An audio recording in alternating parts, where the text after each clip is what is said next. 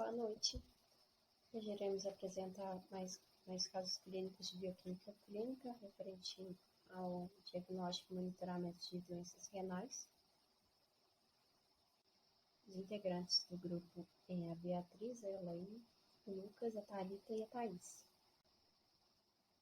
O primeiro caso clínico é de um paciente de 26 anos, do sexo feminino. Ela apresenta hematúria, proteinúria e diminuição na taxa de filtração glomerular. O médico solicita a realização de pesquisa de dimorfismo eritrocitário. E qual a finalidade, da realização desse exame? A finalidade é confirmar a hematúria que seja de origem glomerular através da identificação de codócitos e acantócitos na urina. E quais os tipos de hemácias dismórficas que são analisadas nesse exame?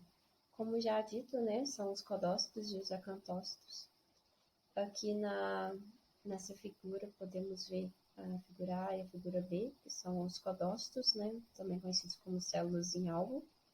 E na figura C e na figura D são os acantócitos. Os acantócitos são em formatos de anéis, com protusões em forma de vesículas. Bom, e qual que é o tipo de amostra de urina que deve ser coletada para a realização desse exame? Deve ser a segunda urina da manhã, deve-se colher o jato médio com asepsia após 2 a 4 horas de retenção urinária. Não deve-se forçar a diurese, e nem praticar atividades físicas intensas 24 horas antes. E deve-se aguardar, após o fim do fluxo menstrual, 3 dias para realizar a coleta. O segundo caso clínico é referente a um paciente que é hipertenso, tem 56 anos e é do sexo masculino e apresenta os seguintes exames laboratoriais. Bom, em janeiro, a amostra de urina 24 horas dele foi de 1.400 ml, a creatinina no soro 1,1 mg por decilitro, considerado normal, a creatinina na urina 62 mg por decilitro, que é considerado alto, e a área de superfície corporal do paciente de 1,976 metros quadrados.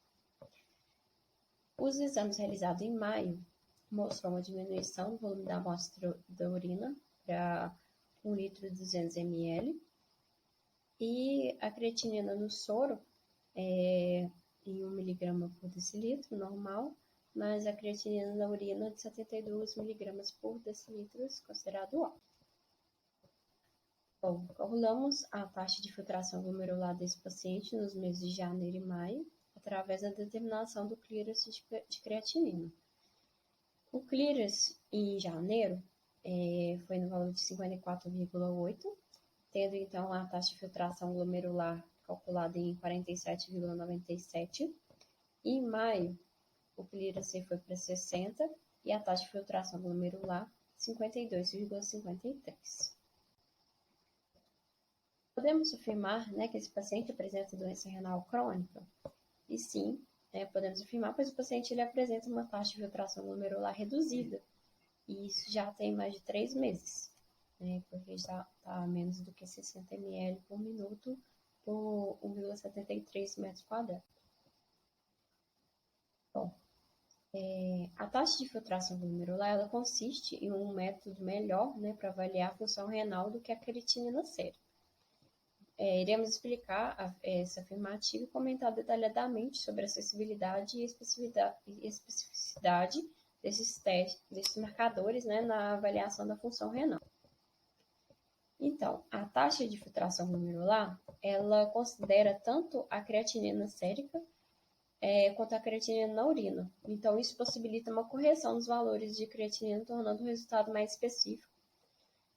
E o clearance de creatinina ela não tem influência nos fatores que interferem na massa muscular. Esses são vários fatores, sanidade, sexo, ingestão de proteínas, por exemplo. Então, a taxa de filtração glomerular ela é mais sensível porque a creatinina sérica ela só se eleva quando mais da metade dos néfrons eles já estão comprometidos, e enquanto que no clearance ele já diminui bem no início da doença renal crônica. Então, isso possibilita que o diagnóstico ele seja feito mais precocemente. Bom, no terceiro caso clínico, o paciente apresenta, ele tem 52 anos, é do sexo feminino e tem diabetes mellitus tipo 2 e apresenta os seguintes exames laboratoriais. Os exames realizados em janeiro, ela fez uma coleta de urina isolada e a albumina urinária estava em 60 mg por litro, a creatinina urinária 120 mg por decilitro. E a relação albumina-creatinina em 50 mg por grama de creatinina. Em maio, todos esses resultados se repetiram.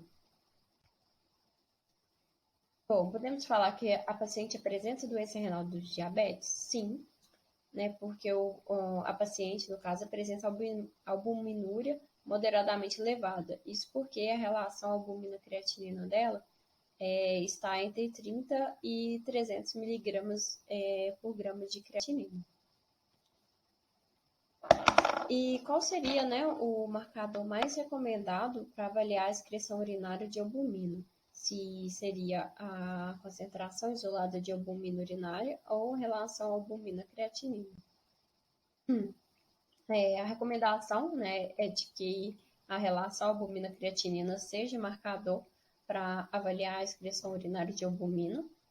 E isso porque a albumina e a creatinina estarão, né, diluídas na mesma proporção. Então, a relação albumina-creatinina ela corrige o erro da diluição da amostra.